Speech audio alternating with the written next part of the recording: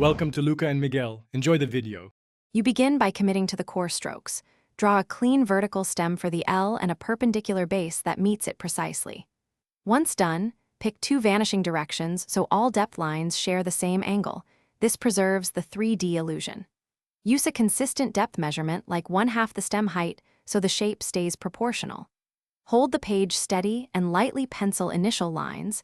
You will refine and darken them after the next construction steps. You now extrude the flat L into space by extending depth lines from every visible corner along the vanishing direction. Once those lines are placed, connect corresponding endpoints to create the top and side faces. This is where the L becomes a solid object. Make sure parallel edges remain parallel and that depth lengths are equal so faces look coherent. If lines appear skewed, erase and retouch lightly. Maintaining consistent angles ensures the 3D form reads correctly to the viewer. You finish by defining light and shadow.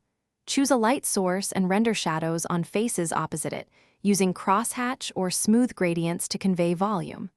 Once shaded, erase construction lines and strengthen the outer contours. Add a thin highlight or rim on the light-facing edge to enhance separation. If something looks off, measure the depth on each corner and correct mismatched lengths before inking or finalizing. This single trouble.